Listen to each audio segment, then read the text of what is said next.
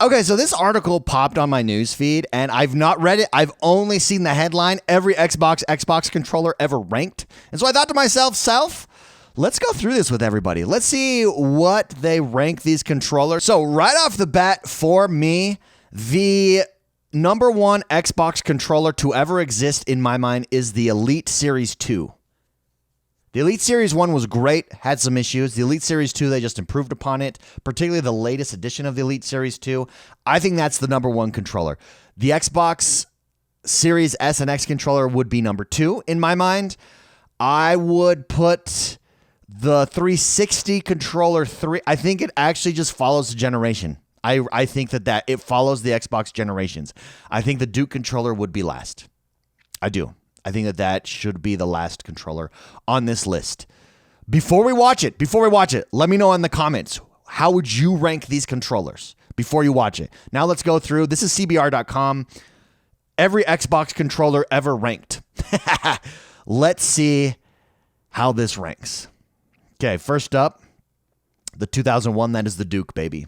That is the Duke. The one thing that I do miss is those black and white jewel buttons up top. Why not just include them? Why not? Why not just include that in everything? The cool controller, yes. The problem, it's so freaking huge. You could use this as a weapon if someone invaded your home. It's that big. It may be the biggest console controller of all time. I'm not sure. Don't quote me on that. But it's giant. Very distinct. Very big. Very, very big. Not a bad controller by any means. A lot of fun, a lot of fond memories on that controller, but it's giant. Now, I would like to see actually the new Xbox controller go back to a little bit longer of handles there. The Duke controller did have this, absolutely. So the Xbox controller in 2001, I called it. I thought that would be last, and I think we're just going to see a generational increase. I think they've improved the Xbox controller all along in order. The 2002 controller, see that? We went a little slimmer. The controller S, it's the small Duke controller. This was the controller of my choice. Couple reasons. If you look on the Duke controller, you had the black and white buttons up top above the XABY. It was too hard to get up there. Like, you just couldn't get up there with your thumb.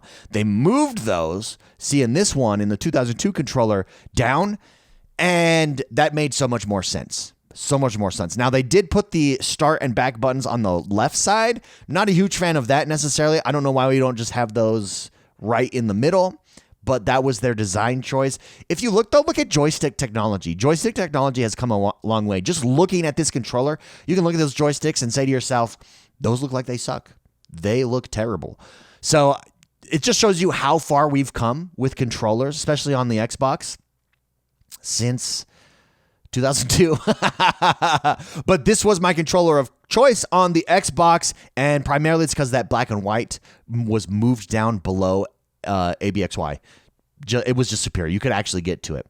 Next up, 2005. Here we go. This is the first 360 controller, and you can see here they got rid of the black and white buttons. They added bumpers, and they added start and back instead of the hamburger menu button. Instead of the hamburger menu. I actually don't think it was ever hamburger menu. I actually think what they're showing here on this first one, this is the remake of the Duke. So that's funny. This image is actually incorrect. So interesting. It was always start and back, and then they moved it to the hamburger windowed button, which I don't know why they just didn't stick with start and back. Honestly, it makes sense in my mind. The 360 controller was an improvement, again, over the past. So this is interesting. This came out in 2005. The one thing that it did not improve on, if you notice here, look at the width of ABXY. They're so far apart. It was much better in the controller S, which I believe they go back to here in the next edition of the 360 controller. Like, that doesn't seem so far apart. That's doable. I don't have to, not huge thumb travel. In this one, look at that thumb travel. That's giant in my mind. Also, look how far over that thumb pad is and how close it is to the D-pad. Ooh, I bet you I have arthritis problems in my hands when I'm older because of this freaking controller. The Kinect. Okay, that's weak. Weak sauce. The Kinect is number 7. No. I would replace the Kinect controller. I would make the Kinect controller the last controller. That 7 should actually be number 10. Every controller is superior to the Kinect controller. The only thing that the Kinect controller was nice for is you could say Xbox on. That's it. Other than that, the Kinect as a controller was terrible. It was hideous. It was not a good controller. It's definitely not better than the 360 controller. When you come to input, was it interesting? Particularly, are you kidding me? Particularly the 360 Kinect. No. This list is wrong. The 360 Kinect was terrible. At least the Xbox One Kinect had some improvement. So let me rephrase that. You couldn't even say Xbox on with the Xbox 360 Kinect. That was the Xbox One Kinect. This list is just wrong. 7.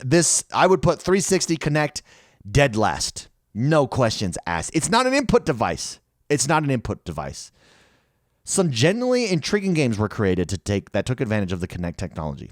Yeah, everyone was trying to do like dance games and stuff then, but is better than the 360 2005 controller? No way. It's not better than any of these 3 controllers. No way. That would be dead last in my mind. Okay. Wrong number 1. There we go. The Xbox controller. Now we're talking, baby. If they have so did they just do Kinect overall? Yeah, 2010 and 2013. So it's the Xbox and Xbox One Kinect. They combine as one. So it's still dead last. Dead last in my opinion.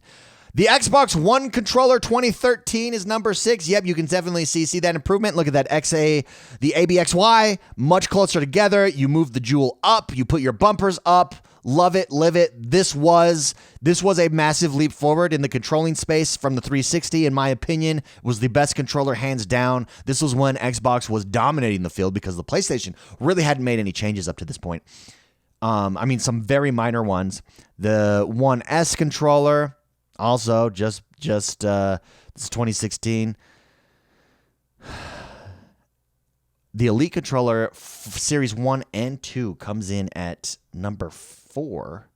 That is fascinating to me. Now, this was the first time, if you look, it's a little bit wider on the grips there. The grips had texture. You got tabs on the back. You have profile buttons there that you can set. The Series 2 was the better of the two. I would have divided these up. I wouldn't include these because they were different. The Series 2 was superior. You can now customize the Series 2. I'm not a fan of that D-pad. I think the traditional D-pad is superior in my mind. That D-pad is just annoying. I can't get used to it. Technically, maybe, if you get used to it, it can be better. I don't care. I don't use the D-pad that much. Up, down, left, right is superior D-pad. In my opinion. The Elite controller Series 2. See, I would have that number 1. So I'm going to be very curious to see what they have number 1. I think the Elite Series 2 controller is the best controller on the planet. No question. Are you freaking kidding me? The adaptive controller is number 2. You put the adaptive controller is the adaptive controller cool? Yes. How many people use it? Genuine question. How many people use it? Great controller, great ambition, great to be increasing accessibility to people who genuinely need that controller. I do not think it's better than the Elite controller. This is crazy talk. Crazy talk. Yeah, definitely not better than the. If you want to list this, I would put. If you don't want, so this is number 3, 4, and 3. Sorry. So if number 3 is the Elite controller 2, I would put.